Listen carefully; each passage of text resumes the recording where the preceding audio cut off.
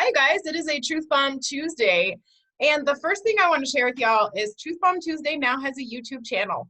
So if you love Truth Bomb Tuesday but can't always scroll back through the bazillion posts on our feeds to find them, I'm going to put the link to the Truth Bomb Tuesday in the comments of this post so that you guys can access it and go back and have a Truth Bomb Tuesday binge. Awesome. All right, so fun. I finally got my act together and got them all downloaded and playlisted. It's about time, right? You're the best. So today, we wanted to talk to you about being enough or feelings of not enoughness. And what prompted this for us was I've been reading this book called Girl Stop Apologizing by Rachel Hollis. I'm about 40 pages in and I am hooked. It is awesome. So I want to read to you what it was that really struck my attention and then just let the conversation go where it will, because I'm really excited about this. So I was reading and she says, for most of us, especially women, we hold on to some little nugget, some little lie, some little limiting belief that we've had since childhood. We've believed it for so long that we don't even question it anymore. We heard something when we were younger and our feelings were tender, or someone said something. Someone spoke right into your insecurity about yourself. And so you've spent a lifetime questioning yourself and accepting what they said as truth. The crazy thing is, it's not true. It's an opinion. 1 + 1 = 2 is fact. Gravity exists here on Earth, fact. Water can extinguish fire, fact. You being enough of anything is opinion. Someone else's opinion or maybe your own, but either way, it is not grounded in any actual reality other than the weight that you give it. So how much of your life are you living, or rather not living, because you've been treating an opinion as a truth? And here's what's so crazy about the idea of enoughness. Whatever your issues with not believing that you are enough, that is the opinion that someone else gave you, whether it was intentional or not, and you have accepted it and made it a doctrine in your life. We never boil it down like that. We never really think, oh, I don't feel like I'm enough because the media told me so, because my aunt said something to me once, because a girl in 8th grade commented on this and that became my reality. But have you ever thought about how ludicrous it is to be living your life, to be making choices, to hold yourself back from your goals, and to not try new things, to not push yourself out there because some random person said to you once upon a time? Whether it comes from a voice of authority or a chick on the internet, if you are hesitating because of someone else telling you that you are not enough, you are still living your life and making choices for yourself and subsequently for your family based on someone else's opinion. Woo! I read that and I was like, oh, Rachel Hollis just dropped a truth bomb up in my little world. And especially that piece about how much of your life are you living, or rather not living, because you are treating the opinion of I'm not enough as truth. And I can think of so many examples in my past life, and it triggered some new ways in my current way of living that I'm not living my fullest life because of an excuse, of an opinion of not enoughness. And I was like, oh, that one hurt right in the chest. That hurt. So I would love to hear what you guys have to say about this, because I've got a lot going through my mind, but I would love to hear what that brought up for you guys. Ladies, I always speak up first. I've been thinking about it ever since we decided to talk about this, and I have not read that book. I do have it, but I lent it to a friend recently, and I plan on reading it when she's done. And I was thinking about what part of that, and how many areas we prop ourselves up with not being enough, and just how exhausting it can be. And we don't think of it consciously. And I think you said that in that part you were reading, that it's not something that we even recognize. And that's kind of where my thoughts were, that it's not really even a conscious thing that I sit around and think that. I don't have a terrible self-image, but how many things am I held back from with just those things that were said to me when I was young, or things I read, or opinions I just adopted. It kind of sucks when you think of it. It's like, wow, how limiting are my beliefs? Sometimes they really are. And it's a shame when you think of it. When you get set free from in a certain area, that's when I think it, like, the blinders come up and you're like, wow, how long did I believe that? So I think it's a real thing. Absolutely. I would totally agree with that. I know for me, like, I mean, I grew up with this belief that I was the fat girl, right? Like, I was always the fat cousin. I was always the fat sister. I was always the fat kid at school. Like, I was always the fat girl, right? My mom actually told me at one point in my life, and I will never forget this. It was like burned in my memory. I wanted to play soccer so bad. And my mom told me, you're too fat to play soccer. You're never going to be able to play soccer because you're too fat. And like that brings a little bit of tears to my eyes, right? Like, I've still got some work to do around forgiveness or whatever there. But I remember, like, so much of my life just being told, like, you can't do it. You're too fat, right? Like, you're not enough because you're too fat. And I know that belief ran my operating system for a very long time. And it held me back in having confidence in my marriage. It held me back in having confidence in intimacy. It held me back in being a confident mama, right? Especially after birth. Good Lord, like that experience. Right. You want to talk about tearing up your body? I was like, man, when I was in high school wanting to play soccer, I knew nothing about being fat. What is this business? If I was too fat then, I'm definitely too fat now, right? And it's amazing how much that thought process of, like, you're not enough because had run so much of my adult life. Marcy, I know you were going to say something before I started opening my trap. Trapdoor. No, for real though. I mean, when we really think about how our own belief system, the stories that we tell ourselves, and how they really do control us. And our stories are always based on one of two things, either facts or opinions. Right. And I know with me is like, I grew up as a fat kid, and I grew up as a poor kid. And I grew up on welfare, right? And it was like, oh my goodness, like, I'm always going to be stuck. You too, Megan. So it was like, I'm always going to be stuck, right? And that belief, based on facts and opinions, because of my upbringing, people I was around, whatever, that controlled my current reality, my current situation completely. Yeah. And so, it took a really hard awakening to come out of that comfort zone and to challenge those beliefs. When you describe it like that, I think of it like a ceiling, that just, like, you have this ceiling over your head, like you're never allowed to break, get above it. Everybody else can, but not me, because of, all the things. And that was like a job I had. I was there for 4.5 years. I was training people. But I would apply for managerial positions because I was told, oh, you'd make a great manager. I had a college degree and everything for it. I had 7 years experience in Florida for it. But yet whenever it was my time to interview, there was always some story that they would tell me that I was not good enough to get the position. And I stopped trying. Ouch. So how many management positions did you pass up after that because of that story, right? A lot. I think that's a really good point, how, we believe this opinion that we're not good enough, and it stops us.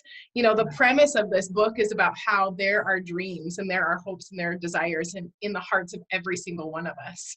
And who are we not to live into those dreams? And she's talking about the things that hold us back from stepping into that. And this one, I think, is a big one for a lot of people, is not enoughness. Like, I'm not enough to deserve that, right? Like, there's just these beliefs, these underlying beliefs that are just totally screwing people over in terms of living their lives to the fullest. And this one, like, kind of ripped me wide open. I'll tell you what, I was like, whoa, I think I need to do some journaling on that one. Yeah. What's going through your mind, Megan?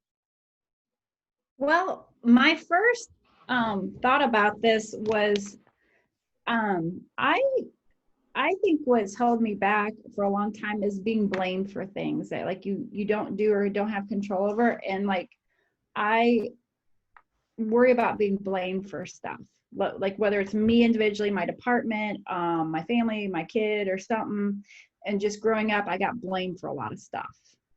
And so I just got used to that. You get blamed for stuff. And then so you're so used to being blamed. It's always my fault. It's my fault. So why bother? Why bother? It's going to be my fault anyways. And so, actually, it was one of my coaches, Shonda or Shelly, when we were in Phoenix, that we did a thing about blame and it not having to be your fault. And, you know, the lies we tell ourselves about, you know, you can't control what other people do or say. And like we were talking about what, you know, you said what a little girl might have commented on your Facebook or something, and you take it as a story and you take it as truth. Mm-hmm. And so I think getting blamed for stuff, I think it keeps you from moving forward too, because you want to be blameless. You want to be perfect. And again, there it is. Perfection. Didn't we talk about that? Like 3 truth bombs ago? We did. The perfection is coming back out. It's a story of mine. Just wanting to be perfect, blameless. Yeah. Mm-hmm. Wow. And it holds you back. It does. Because if you can't do it perfect, don't, you know, and you can sabotage yourself. So I'd like to read this book, I think. I think that would be fascinating. It's so good. It's so good. I'm considering doing like a little book club. Like I saw Yvette was doing a book club. I was like, I want to do that too, but I want to do it with this book because this book. You know what's awesome. ironic about that, Jessica, is I'm actually working with one of my other coaches, and we were talking about doing a book club, and I brought up that book because it was a very inspirational book for me too. So and I was like, we should do this sometime. So, you know. Well, maybe Badass Truth Bomb needs to start a book club. Just saying. Y'all may be witnessing the birth of the Badass Truth Bomb book club. Well, here's something else I wanted to share with you as you continue reading this a little bit. She says, other people do not get to tell you what you can have. Someone else does not get to tell you who you can be. The world does not get to decide what you get to try. You are the only one who can make that decision. And here's the flip side of that. You've got to stop blaming your problems on the world. You can't walk around being like, well, I got teased my entire adolescence, so now I'm insecure. Or my parents did these things to me, so now I can't cope. She says, I'm not belittling the trauma that we hold from our childhood. It is so incredibly harmful to walk through trauma, particularly at a time in life when we are so malleable to others' opinions. But here's the deal. High school is over. Junior high was a long time ago. You are not a little girl anymore. You cannot keep living your life with a 7th grader's mentality, no matter how painful 7th grade was. You have to decide right now that you are going to take hold of your life. You are going to let go of all that other crap and let it fall away because it does not matter. Because whoever said those things to you, your mom, your sister, the mean girl, the mean boy in high school, or whoever it was, they don't get an opinion on your life. They are not in the ring. They are not in the game. They are not the ones taking the punches. That is you. And yes. I love how she flips the script on that one. Speaking of blame, right? Like you don't get to walk around pointing your insecurities and your not enoughness and you're holding on to those stories at somebody else. Because what she's saying here is that you are the dominant force of your life. Yep. And you get to create that future and you get to call bullshit on those stories, right? Mm-hmm. So for me, like, I think there's a few stories that I've been carrying around that I haven't called bullshit on yet, that I've been carrying around like a martyr, right? And I'm pretty sure when I think about what kind of wife am I showing up as? What kind of mother am I showing up as? What kind of coach am I showing up as?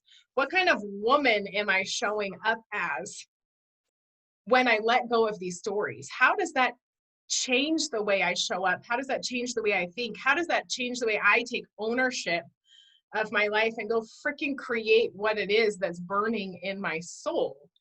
And I'm just wondering for all of you, like, what happens when I say that? Megan, I see you over there like, okay, so you're reading this and you're like the 7th grade to the 8th grade boy or whatever. In 7th grade, I saw the movie Dirty Dancing, okay? I cut off some jeans and wore those rolled up jean shorts to school. God. One of the first girls to do that. And the cutest boy, 8th grade boy, he had a girlfriend, said, "You have gorilla legs." Oh, That was 120 years ago. But I remember Girl. it just when you just said it, it went boom. Just like it came right back. I remember in the hallway where I was standing. crazy. Do you still think you have gorilla legs? A little bit.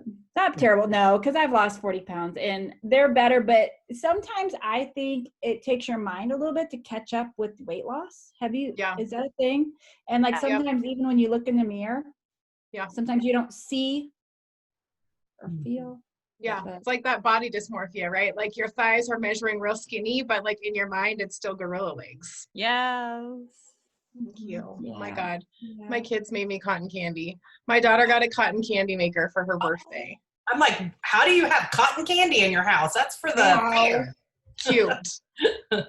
Yeah.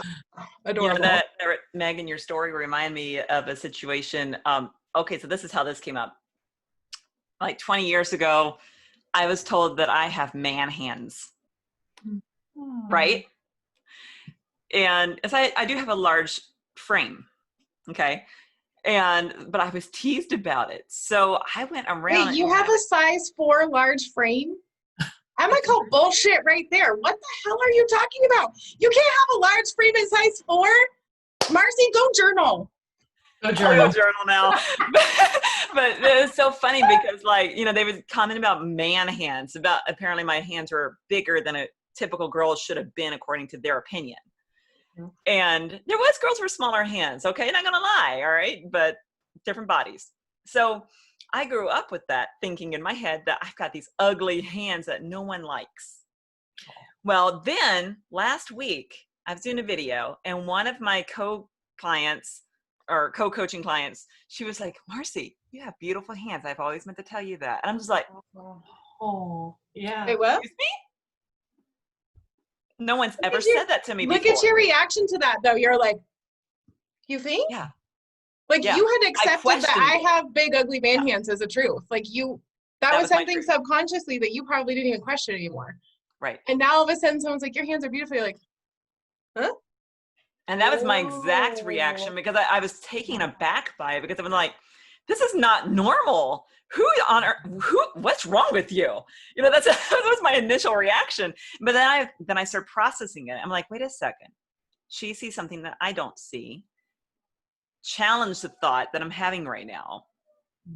What's the truth? That's good. Well, here's the truth. You have hands. That's a fact. Amen. Whether they're man hands or they're beautiful hands, those are opinions. And I can still use them, which is Right? a beautiful blessing because I do have discs that press against my spinal cord.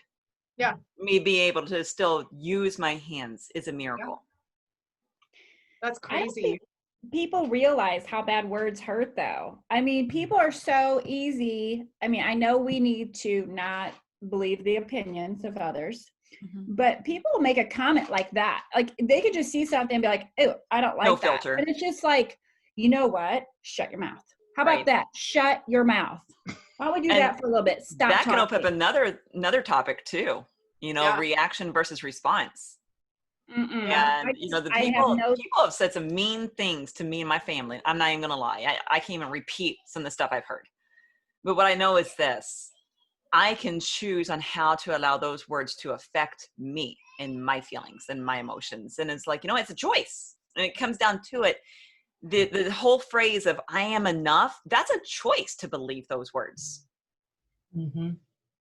That's exactly what I was thinking listening to you guys. Is it's like it really does come down to the story that we tell ourselves or that we allow ourselves to believe. But the only way we can learn something different, like if you think about a young child that said, you know, bad things are said to them, they only know to take that on unless they have somebody that challenges that in their life, or if they get healthy enough in their life to challenge it themselves. You know, that's why I thought it was cool. You're like, go journal, Marcy. But seriously, we can Seriously, heal though. ourselves by facing some of that stuff and even just taking a break and listening to what the heck am I saying to myself, you know, and what should I be, you know, and just let me tell you another phrase. Yeah, it's going to read the warrior, right? The Warrior We Call Mom. And Donnie recommended that book to me last year. And just the whole fact that I came up with the Desert Warrior and believing that story that I'm creating, you know, and we're all of us here and those people who are watching this, we're all creating our story every single day. Our story is not already created. We are creating. Yeah. And that's why it's really frustrating for me to watch people choose to stay stuck. And I'm like, you are still writing your story. How dare you? How dare you? Yeah. And you know, it's just coming down to the belief of, do you believe that you are enough? Because if you do, the world is your oyster and you can create whatever the heck you want. I love that. It reminds me of that saying, like, whether you think you are or you think you aren't, either way, you're right. You're right. Mm-hmm. Yep. It's amazing. Amazing. So, Truth Bomb Tuesday, fact, you are enough. You are always enough. Not being enough is somebody else's opinion of you, and you need to learn to embrace it. If you're not embracing it, go journal. Go join Marcy. Have a journal party. By the way, I'm probably going to be there too. I got some shit I got to write out. This is awesome. All right. Well, we love you guys. And if you guys have some topics that you would like to hear us like just rip to shreds and share our opinions on, please share them in the comments because we are here for you. We would love to talk about what you want to hear. And, you know, we could probably talk about just about anything. So share your thoughts with us. And we are looking forward to seeing y'all next Tuesday. All right. Bye. Oh, stop live stream.